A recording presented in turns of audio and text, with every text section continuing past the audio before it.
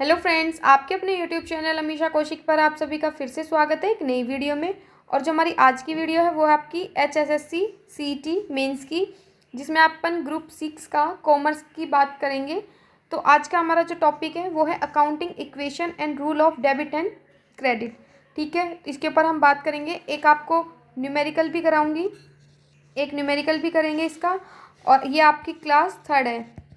First class में मैंने आपको सिलेबस के बारे में बताया था और उसके साथ साथ ही डिफरेंस बताया था अकाउंटेंट, अकाउंटेंसी, इन सब के बारे और अकाउंटिंग के बारे में। फिर सेकंड क्लास में हमने किया था सारा फाइनेंशियल अकाउंटिंग क्या होता है, उसके ऑब्जेक्टिव, उसके प्रिंसिपल्स, कन्वेंशंस, कंसेप्ट, ये सारे बारे में डिस्कस किया था। आज के टॉपिक में हम डिस्कस करेंगे अकाउंटिंग इक्वेशन और rules of debit and credit. Next class के अंदर हम करेंगे वॉचर्स, क्या क्या होते हैं वॉचर्स का, बस मीनिंग पढ़ेंगे। जैसे क्रेडिट नोट क्या होता है, डेबिट नोट क्या होता है, कैश मेमो क्या होता है, इनके बारे में पढ़ेंगे और साथ में आपका जर्नल करवाऊंगी। ठीक है, तो वीडियो को शुरू करते हैं। इस चैप्टर में जो है वो एक ही चीज़ है, ये आपकी अकाउंटिंग इक्वेशन, जिसके ऊपर आपकी पूरी चैप्टर डिपेंड है। Assets is equal to liability plus capital, पूरा चैप्टर इसके ऊपर डिपेंड है अकाउंटिंग इक्वेशन में। इसी के बेस पे आपकी इक्वेशन बनती है। तो देखिए, assets is equal to liability plus capital. Assets आपको पता ही है, ऐसे इकोनॉमिक रिसोर्सेज जिनसे हमें क्या होता है, फ्यूचर में प्रॉफिट अर्न होता है। और लाइबिलिटी जिनकी हमें फ्यूचर में पेमेंट करनी होती है। ठीक है, यानी कि हम ये मान के चलते हैं कि असेट्स हमें फ्यूचर में पैसा देगा और लाइबिलिटी हमें पैसे देने हैं, इसमें मिलेंगे और लाइबिलिटी में देने हैं। कैपिटल क्या होती है हमारी, ओनर्स कैपिटल या फिर ओनर्स इक्विटी, जो हम पैसा इन्वेस्ट करते हैं। ठीक है, ये आपकी इक्वेशन है, इसी के ऊपर पूरा क्वेश्चन बेस है। तो पहले हम इसके थोड़ा बेसिक पढ़ेंगे, उसके बाद हम आगे चलेंगे। ठीक है, अब इसको हम कैसे लिख सकते हैं, liabilities is equal to assets minus capital. एक मतलब जो हमारी मेन इक्वेशन है वो तो ये है, assets is equal to liability plus capital. अब हम इसको अपने तरीके से चेंज कर सकते हैं। जैसे लाइबिलिटी है तो असेट्स माइनस कैपिटल हो जाएगा, और कैपिटल है तो भी कैपिटल निकालना होगा, तो भी हमारा क्या हो जाएगा, असेट्स माइनस लाइबिलिटीज। ठीक है, एक इक्वेशन से आपकी दो इक्वेशन और बन गई, एक ये और एक आपकी ये। ठीक है, उसके बाद है, और जो ये इक्वेशन है ना, ये आपकी क्या बताती है, बैलेंस शीट का भी रिलेशन बताती है। ठीक है, जैसे कि आपकी इस तरीके से बनती है बैलेंस शीट। एक पोर्शन हमारा असेट्स का होता है, ये हमारी लाइबिलिटी होती है, लाइबिलिटीज अमाउंट, असेट्स अमाउंट। अब हमें पता है असेट्स में हमारा क्या जाता है, जैसे कैश हो गया, बैंक हो गया, डेटर हो गए, फिक्स असेट्स हो गई, ये सारी चीज़ें। उसके बाद यहाँ पे टोटल जाता है, सेम टोटल होता है एक जगह पे, दोनों का टोटल भी क्या आता है, सेम आता है। इस साइड मेरी सबसे पहले कैपिटल हो गई, फिर लाइबिलिटीज़ में क्या आ गए, क्रेडिटर्स आ गए, लोन आ गए, कुछ भी लड़का है, ये दोनों आपके टोटल हो गया। अब जो भी आपकी असेट्स हैं, इसका टोटल इस कैपिटल, और कैपिटल में जितने भी हमारी लाइबिलिटीज़ होगी, क्रेडिटर हो गया, लोन हो गया, बैंक ओवरड्राफ्ट हो गया, आउटस्टैंडिंग एक्सपेंसेस हो गए, मतलब जो भी चीज़ें हैं, जब हम इन दोनों को प्लस करते, कैपिटल प्लस लाइबिलिटी, वो हमारे किसके इक्वल आती है, असेट्स की, यानी कि इसका टोटल इन दोनों चीज़ों के बराबर होगा। ठीक है, ये आपकी पूरी इक्वेशन है। अब आगे चलते हैं। अब देखिए, types of transaction affecting accounting equation, कौन कौन सी ट्रांजेक्शन्स हैं जो हमारे अकाउंटिंग इक्वेशन को इफेक्ट करती है। तो दो तरह से होती है हमारी, टू टाइप्स की। सबसे पहले ट्रांजेक्शन अफेक्टेड टू आइटम्स, या तो किसी भी दो आइटम्स को अफेक्ट करेगी, या transaction affected more than two items, या तो दो आइटम या दो से ज़्यादा आइटम को इफेक्ट करती है हमारी कोई भी ट्रांजेक्शन होगी अकाउंटिंग इक्वेशन में वो। ठीक है, अब वो ट्रांजेक्शन जो सिर्फ दो आइटम्स को इफेक्ट करती है उनके बारे में पढ़ेंगे पहले।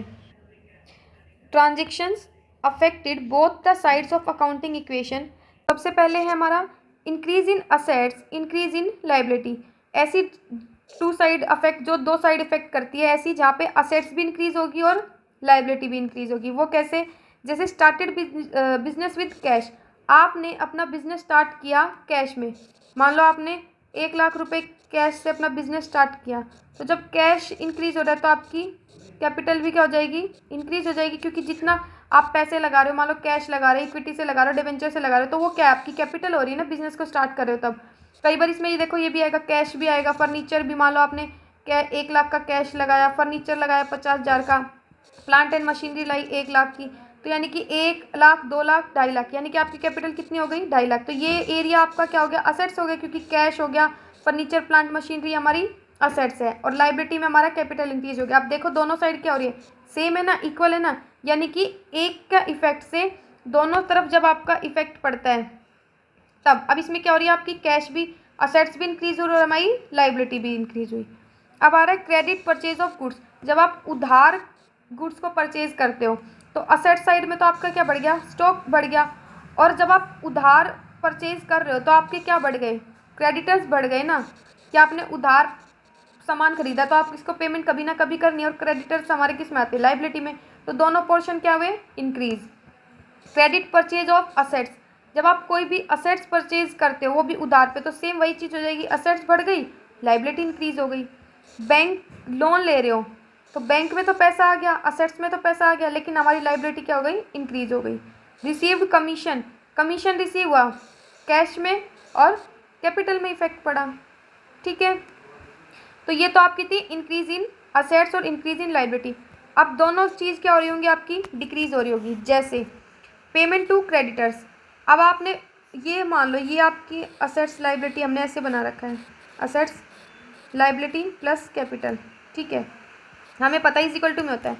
अब यहाँ पे मेरा कैश आता है और यहाँ पे मेरे क्रेडिटर्स आते हैं, तो जैसे ही मैंने किसी की पेमेंट की मेरा कैश कम हुआ, तो जब मैं मान लो ये पे ए इज क्रेडिटर है, अब मैं ए की पेमेंट कर रही हूँ, तो 10,000 मैंने कैश कम करा, तो 10,000 से मेरे क्रेडिटर्स भी तो कम हो गए, क्योंकि मैं इसकी पेमेंट कर चुकी, तो बार बार थोड़ी करूँगी, अपनी बुक्स में तो रिकॉर्ड करूँगी ना, तो दोनों तरफ क्या हुआ, सेम इफेक्ट पड़ा, तो यानी कि कैश भी मेरा कम हुआ और मेरे क्रेडिटर्स भी कम हुए। अब ड्राइंग्स क्या होती है, पर्सनल यूज़ के लिए, जब भी हम कंपनी से पैसा निकालते हैं, मान लो आपको कोई बिजनेस है और उसमें से आपने अपने पर्सनल एक्सपेंस के लिए कोई खर्चा करने के लिए पैसे निकाले हैं, तो उससे क्या होगा, वो भी आपकी क्या हो जाएगी, डिक्रीज़ हो जाएगी। कैश निकाल रहे हो तो कैश भी कम हो गया, और कैपिटल आपकी जो लगा रखी है आपने कंपनी को शुरू करने में से, उसमें से आप जब पैसा निकाल रहे हो तो आपकी कैपिटल भी कम हो जाएगी। आप कोई फर्नीचर खरीद रहे हो पर्सनल यूज़ के लिए, जब पर्सनल यूज़ के लिए खरीदते हैं तो वो हमारी ड्राइंग्स होती हैं, तो जब ड्राइंग्स है और बोर्ड जब उसके पीछे कुछ नहीं लिखा हुआ तो हम मान के चलते हैं ये सारी चीज़ें कैश में, अदरवाइज आपको क्रेडिट में होगा तो क्रेडिट में लिखा मिलेगा। तो यानी कि मैंने फर्नीचर बॉट किया है,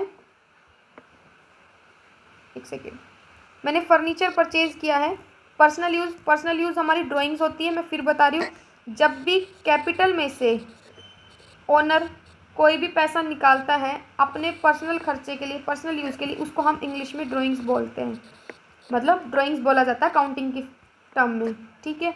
और ये ड्राइंग्स हमेशा कैपिटल में से लेस होती है, क्योंकि हमने कैपिटल में से पैसा निकाला है। और अगर आप यहाँ से लोन भी लेते हो तो भी आपको इंटरेस्ट पे करना पड़ता है, चाहे आप उस कंपनी के मालिक क्यों ना हो, क्योंकि हमने पढ़ा था कि बिजनेस एंटिटी के अंदर कि बिजनेस हमारा अलग होता है और ओनर हमारा अलग होता है, ठीक है।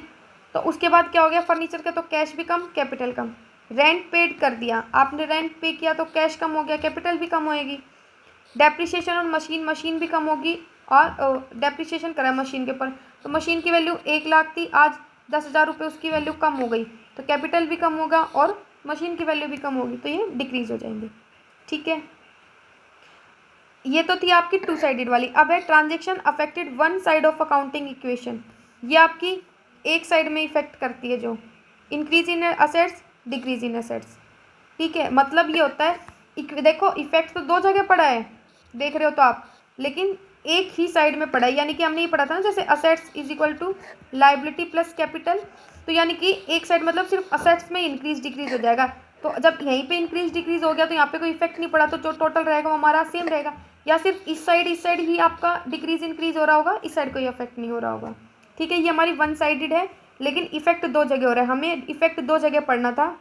जैसे देखो दोबारा दिखाती हूँ मैं आपको, हमने यहाँ क्या पढ़ा कि जो भी हमारी आइटम्स है वो दो जगह इफेक्ट करती है, तो इसमें असेट्स में भी हो रहा है और लाइबिलिटी में भी हो रहा है, दोनों तरफ हो रहा है, लेकिन यहाँ पे आपका इफेक्ट तो दो जगह हो रहा है लेकिन एक तरफा, ठीक है। अब इसमें देखो क्या चीज़ें आती है हमारी, increase in assets, decrease in assets में जैसे कैश परचेज कर लिया हमने, असेट्स वाला कॉलम बना लेती हूँ, मान लो कैश है, स्टॉक है, डेटर्स है, इस तरीके से।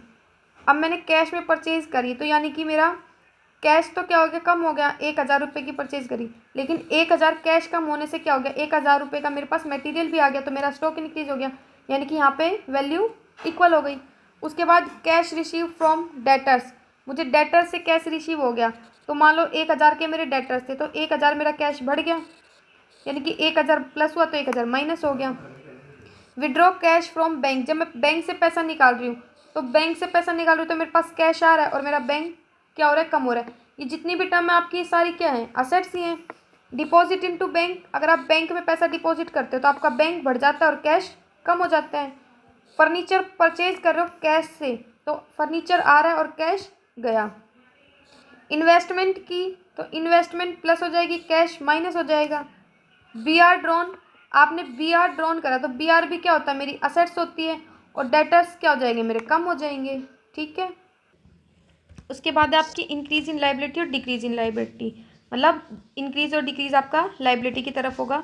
तो उसमें क्या है, एक्सेप्टेंस ऑफ बिल्स पेबल, जब आप बिल्स पेबल को एक्सेप्ट करते हो तो आपके क्रेडिटर्स क्या हो जाते हैं, कम हो जाते हैं। ठीक है। थर्ड है इंक्रीज और decrease in liabilities and capital, अब आपका इंक्रीज और डिक्रीज हो रहा है लाइबिलिटी और कैपिटल में, है तो एक ही साइड में ना। Conversion of debenture into share, जब आप कन्वर्ट करते हो डिबेंचर्स को शेयर में, तो आपकी क्या हो रही है, लाइबिलिटी कम हो रही है और कैपिटल आपकी इंक्रीज हो रही है। प्रपोज डिविडेंड, तो आपका प्रॉफिट माइनस होता है और आपकी लाइबिलिटी इंक्रीज हो जाती है, मतलब कैपिटल में से ही प्रॉफिट आपका कम हो जाएगा, क्योंकि हम डिविडेंड किस में से देते हैं, हमारे कैपिटल्स में से ही तो देते हैं। ठीक है। नेक्स्ट है ये आपके rules of accounting equation, accounting equation के आपके रूल्स हैं। सबसे पहले है कैपिटल बॉट इन, जब आप कैपिटल लाते हो तो आपकी कैश इंक्रीज हो जाती है और कैपिटल इंक्रीज हो जाती है। ड्राइंग्स में कैश डिक्रीज कैपिटल डिक्रीज। देखिए ये जो आपकी पीडीएफ है ये मैंने टेलीग्राम पे भी डाल दी है, अमीशा कौशिक के नाम से आपका चैनल होगा। ठीक है। मैं लिंक भी आपको डिस्क्रिप्शन में दे दूँगी, आप वहाँ से भी जाके पीडीएफ को डाउनलोड करके भी पढ़ सकते हो सारा। नेक्स्ट है जब आप फिक्स्ड असेट्स को परचेज करते हो, अगर कैश में परचेज कर रहे हो तो कैश माइनस हो जाएगा, असेट्स इंक्रीज हो जाएगी।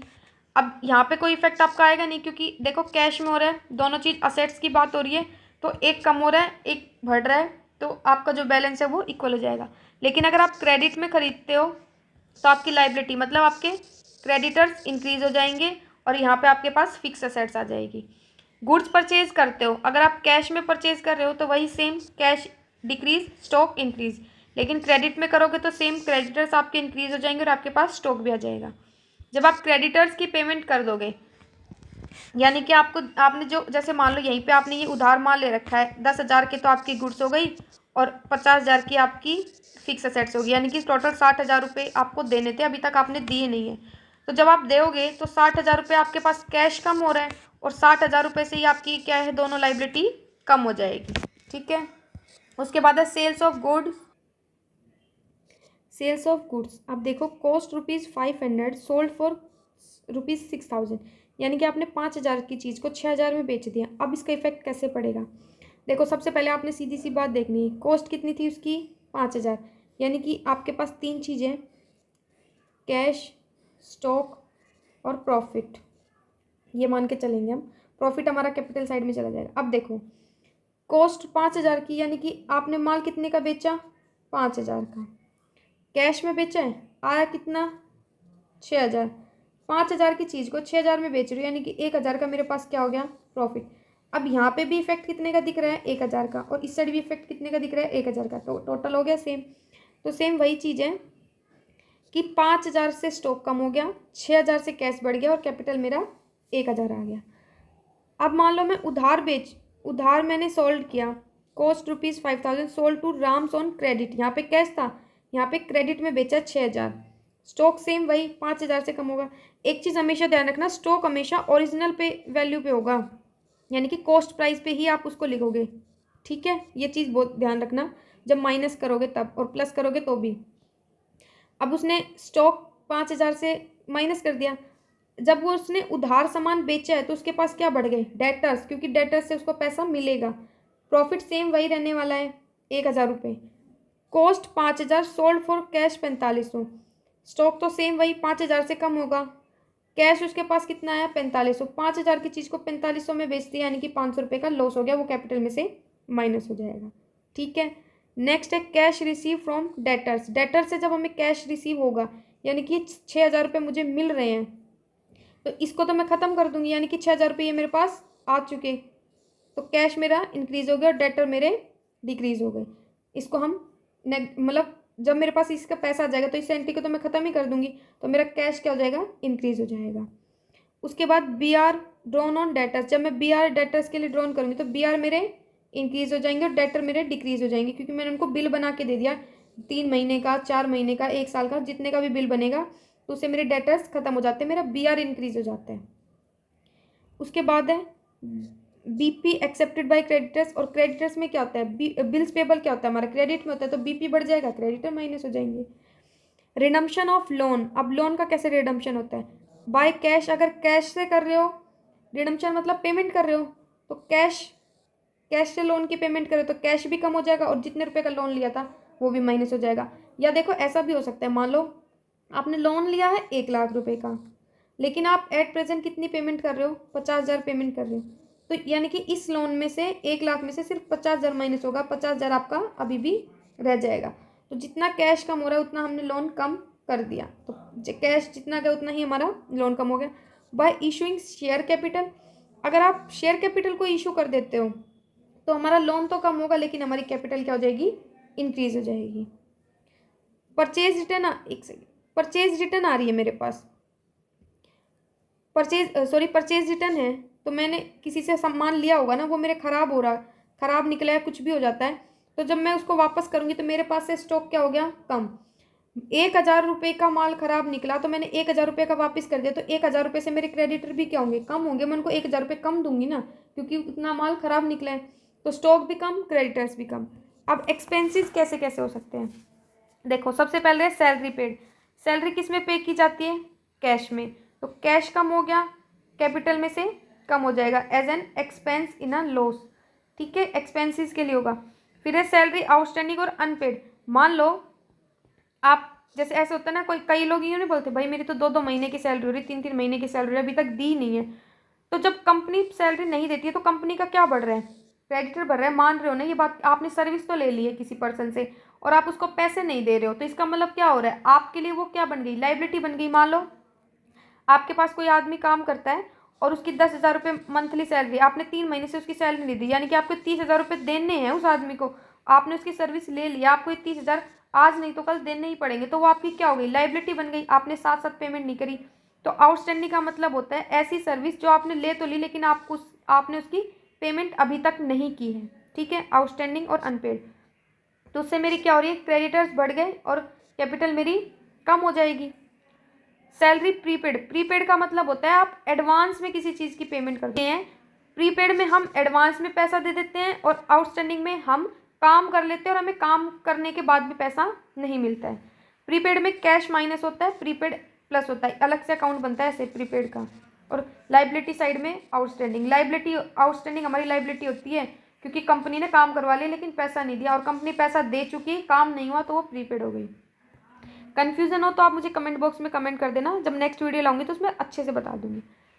Salary paid included prepaid salary. जब प्रीपेड सैलरी इंक्लूड हो जाती है तो सैलरी प्रीपेड प्लस हो जाएगी और कैपिटल भी आपका प्लस हो जाएगा। ठीक है, नेक्स्ट है इनकम, दैट इज इंटरेस्ट। अगर आपको कैश रिसीव हो रहा है तो कैश ऐड, कैपिटल ऐड।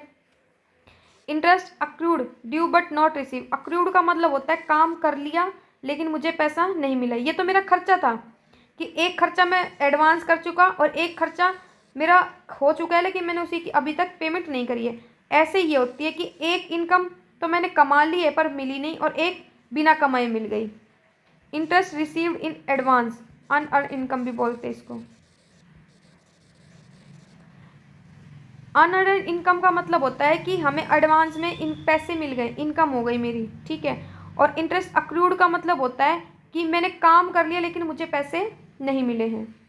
जैसे कि एग्जांपल आप ले लो स्कूल का, अब स्कूल में दो चीज़ें हैं, एक तो लेट फीस दी 2 महीने की, एक एडवांस फीस दे दी 2 महीने की। ठीक है, तो इंटरेस्ट रिसीव इन एडवांस, जब आपको एडवांस में पैसा मिल रहा है, मतलब इसमें ना इस बच्चे ने 2 महीने की फ़ीस पहले दे दी, यानी कि अब सितंबर चल रहे हैं तो सितंबर और अक्टूबर की फ़ीस तो ये बच्चा पहले ही भर चुका, तो वो क्या हो गई, मेरी एडवांस हो गई। तो एडवांस होने का मतलब कैश मेरे पास आ गया और मेरी लाइबिलिटी इंक्रीज़ हो गई। अब लाइबिलिटी कैसे इंक्रीज़ हुई, जब इस बच्चे ने सितंबर और अक्टूबर की फ़ीस दे दी तो स्कूल की अभी लाइबिलिटी क्या बन गई कि 2 महीने इनको पढ़ाना पड़ेगा, क्योंकि ये इससे पैसे ले चुके हैं। तो मेरी लाइबिलिटी क्या हो गई, इंक्रीज़ हो गई। इसी में सेम चीज़ है जो अक्रूड है। अक्रूड का मतलब क्या होता है, लेट फीस, मतलब ये बच्चा जुलाई और अगस्त में पढ़ चुका है लेकिन इसने अभी तक स्कूल को फीस नहीं दी है। फीस नहीं दी मतलब स्कूल ने इनकम तो कर ली ना इन बच्चों पे, भाई इन्होंने 2 महीने इन दोनों बच्चों, मान लो 2 बच्चे हैं उनको पढ़ा दिया, लेकिन उन दोनों बच्चों ने फीस पेमेंट नहीं करी, तो स्कूल ने इनकम तो अर्न कर ली लेकिन स्कूल को इनकम अभी रिसीव नहीं हुई है। तो उसमें क्या हो जाएगा, accrued interest plus capital plus. ठीक है, आई चीज़ समझ में। एडजस्टमेंट है, इंटरेस्ट ऑन कैपिटल, कैपिटल पे 100 रुपये का इंटरेस्ट मिला है तो कैपिटल में no effect, expense will reduce capital by ₹100 और interest on capital will increase by 100, क्योंकि दोनों में से कोई इफेक्ट नहीं पड़ेगा, एक में से कम करेंगे और एक में प्लस कर देंगे। सेम ऐसी ही ड्राइंग्स का हो जाएगा 100 रुपये का, कंपनी कैपिटल पे कोई इफेक्ट नहीं पड़ेगा क्योंकि इनकम और की कैपिटल में जब आपने पैसा निकाला था उसके ऊपर आप इंटरेस्ट दे रहे हो तो वो क्या हो गया, इंक्रीज हो रही है, लेकिन दिया किस में से जा रहा है, कैपिटल में से ही, तो वो क्या हो जाएगा, रिड्यूस हो जाएगा। यानी कि कैपिटल में ही प्लस कर दो और कैपिटल में ही माइनस कर दो। तो जो इंटरेस्ट ऑन कैपिटल और ड्राइंग होती है इसका इफेक्ट नहीं पड़ता है। उसके बाद है depreciation on fixed assets. Fixed assets में फिक्स्ड असेट्स माइनस हो जाएगी क्योंकि उसकी वैल्यू कम हो रही है, और कैपिटल भी क्योंकि हमें लॉस हो रहा है, हमारी जो फिक्स्ड असेट्स है उसकी वैल्यू कम हो रही है। बैड डेट्स मैंने आपको उस दिन भी बताया था। बैड डेट्स वो होते हैं जब कोई भी जैसे मान लो कोर्ट है, आपका कोई डेटर है पैसे देने वाला, उसको इंसॉल्वेंस घोषित कर देता है, इंसॉल्वेंस हो जाता है, मान लो वो दलालिया घोषित कर दिया जाता है कि उसके पास आपको पेमेंट करने के लिए कुछ भी नहीं है। मान लो पहले तो क्या होता है कि कोर्ट देखता है भाई इसके पास कोई प्रॉपर्टी है या इसके पास कोई ऐसी एसेट्स है जिसको सेल करके हम डेटर्स के जो भी हमारे डेटर्स हैं उनके पैसे दे सकें। जब उसके पास कुछ भी नहीं मिलता है तो कोर्ट उसको इंसॉल्वेंट डिक्लेयर कर देता है, कि दलालिया घोषित कर देता है कि भाई इसके पास एक भी रुपया नहीं है, तो वो पैसे क्या होते हैं, हमारे डूब जाते हैं। जो पैसे डूब जाते हैं उनको हम बैड डेब्ट्स बोलते हैं। उससे क्या होता है, मेरे डेटर्स को हम डिक्रीज करते हैं, क्योंकि मान लो किसी से 10,000 रुपये मेरे पास आने थे, किसी को मैंने मटेरियल या सेल किए 10,000 की गुड्स, अब उस वो क्या हो गया, बैड डेब्ट्स हो गया, यानी कि ये पैसे डूब गए मेरे, तो क्या हो गया, इस डेटर को हम राइट ऑफ कर देंगे ना कि भाई ये पैसे अब हमें फ्यूचर में कभी नहीं मिलने, तो माइनस हो जाएंगे। और जब ये पैसे हमें नहीं मिले तो हमारे को क्या हो रहा है, लॉस हो रहा है, तो लॉस किस में से माइनस करते हैं, कैपिटल में से। प्रॉफिट लॉस ये सब किस में होते हैं, इंक्रीज डिक्रीज हमारे कैपिटल के अंदर। डिस्काउंट रिसीव हो रहा है, paid 1900 to creditor Ram in full settlement of his claim 2000, यानी कि मुझे 2,000 रुपये मिलने थे और मुझे उसने 1900 रुपये ही दिए। ठीक है, सॉरी क्रेडिटर्स है ना, तो हम पे कर रहे हैं, तो मैंने उसको पे किए, मुझे उसको 2,000 रुपये पे करने थे लेकिन मैं 1900 पे कर रही हूँ। कैश मेरा कितना कम हुआ, 1900 से। क्रेडिटर्स कितने से, माल तो 2,000 का ही है, उसने मुझे 100 रुपये डिस्काउंट ही तो दिया है, तो क्रेडिटर्स मेरे 2,000 से कम हो गए। 1900 रुपये दिए, 2,000 देने थे, तो 100 रुपये का मुझे क्या हो गया, प्रॉफिट इनकम, तो मैं कैपिटल में प्लस कर दूंगी। डेटर्स और क्रेडिटर्स हमेशा ध्यान रखना कि जब भी फुल सेटलमेंट बोलता है तो मतलब जितने भी रुपए उनसे उधार लिए थे या हमने उधार दिए थे सेम उतनी ही अमाउंट माइनस होगी, बाकी जो डिफरेंस आएगा वो या तो लॉस हो रहा होगा या प्रॉफिट हो रहा होगा। डिस्काउंट रिसीव जब हम परचेज करते हैं तब मिलती है, और जब हम सेल करते हैं तब हम डिस्काउंट अलाउड करते हैं। अलाउड मतलब देखो, रिसीव मतलब तो क्या हो रहा है, हमें रिसीव हो रही कोई चीज़, हमें मिल रही है, तो मिल रही है तो वो हमारा क्या होता है, फ़ायदा होता है, और फ़ायदा हमें किस पे मिलता है, जब हम कुछ सामान खरीदते हैं। सेल, आपकी कंपनी भी कुछ ना कुछ सेल कर रही होगी, अब सेल करोगे तो आप अपने कस्टमर को क्या दोगे, डिस्काउंट। अलाउड, अलाउड मतलब ही देखा जाए तो अलाउ का मतलब ही करे कि हम आपको अलाउ कर रहे हैं कि हाँ भैया आप हमें कम पैसे दे दो, अलाउड, इस तरीके से भी याद कर सकते हो। तो सेल पे हमें डिस्काउंट अलाउड मिलती है। जैसे कि आपकी नेक्स्ट है, अगर मैं सेम यही एग्जांपल लेके चलूँ तो अब मेरे को अलाउड हो रही है, यानी कि मेरे कैश मेरे पास कितना आ गया, 1900 रुपये। मेरे डेटर्स 2,000 के थे, मुझे मिले 1900 रुपये, यानी कि 100 रुपये का मुझे क्या हो गया, लॉस हो गया। ठीक है, इस तरीके से। सेल्स रिटर्न में क्या होगा, जब सेल्स रिटर्न मतलब परचेज रिटर्न तो क्या होती है, जब हमने किसी से माल लिया था तो मैं जब किसी को माल वापस करूँगी तो मेरा स्टॉक कम हो जाएगा और मेरी जो कैपिटल है वो भी रिड्यूस हो जाएगी। लेकिन अब इसमें क्या है, सेल्स रिटर्न है। सेल्स रिटर्न मान लो good costing 300, sold 400 is return, यानी कि 300 रुपये की माल मेरे पास वापस आया, जबकि 400 रुपये का माल वापस आना था, तो उसने 100 रुपये कम दिए ना, तो 100 रुपये का मुझे क्या हो रहा है, लॉस, तो मैं माइनस कर दूंगी। ठीक है। इंटरेस्ट ऑन लोन, लोन की जब हम पेमेंट करते हैं तो कैश कम होता है, कैपिटल कम होती है। तो ये आपकी सारी क्या थी, जितने भी आपकी एंट्रीज थी वो सब थी ट्रांजेक्शन, जिसका इफेक्ट कहाँ का पड़ता है ये पीडीएफ मैं फिर से बता रही हूँ, आपको लिंक दे दूंगी टेलीग्राम चैनल का, उसमें आप जाके डाउनलोड कर लेना, एक बार इसको पढ़ लेना, क्योंकि इससे आपके एमसीक्यू क्वेश्चन बन सकते हैं कि भाई मान लो आपने कुछ परचेज की है तो इसका इफेक्ट कौन सी अकाउंट पे पड़ेगा या किस साइड पड़ेगा, वन साइडेड एंट्री है या टू साइडेड है, ये सब होता है। ठीक है। ये क्वेश्चन मैं आपको थोड़ा वर्बली जल्दी जल्दी बता देती हूँ, वीडियो काफ़ी लंबी हो गई। देखो, Mohan started business with cash, Mohan ने 40,000 से बिजनेस स्टार्ट किया। तो मैंने आपको क्या बताया था, जब भी किसी चीज़ से स्टार्ट करते हैं तो कैश और कैपिटल बढ़ती है, यानी कि कैश कितना लगाया 40,000, तो मेरी कैपिटल भी कितनी इंक्रीज हो गई 40,000 की। फिर है purchase good on credit, credit पे 15,000 का कुछ सामान खरीदा। मैंने आपको बताया था जब हम उधार माल खरीदते हैं तो हमारे पास माल तो आ गया और हमारे क्या बढ़ गए, क्रेडिटर्स, यानी कि स्टॉक 15,000 से बढ़ा तो क्रेडिटर्स भी हमारे 15,000 से बढ़ गए। एक एंट्री करने के बाद हम टोटल करते हुए चलते हैं साथ के साथ, ये हमेशा ध्यान रखना। तीसरे नंबर पे मैंने परचेज करा है फर्नीचर, वो भी कैश में 10,000 रुपये का। जब मैं फर्नीचर कैश में परचेज कर रही हूँ तो मेरे कैश क्या हो जाएगा, माइनस, और फर्नीचर मेरे पास आ गया। ये कैसी एंट्री है, वन साइडेड, वन साइड में इफेक्ट हो रहा है। ठीक है। उसके बाद है purchase rent, sorry paid rent 300 और सैलरी 700। मैंने रेंट पे किया 300 और मैंने सैलरी पेड की 7,000, सॉरी 700।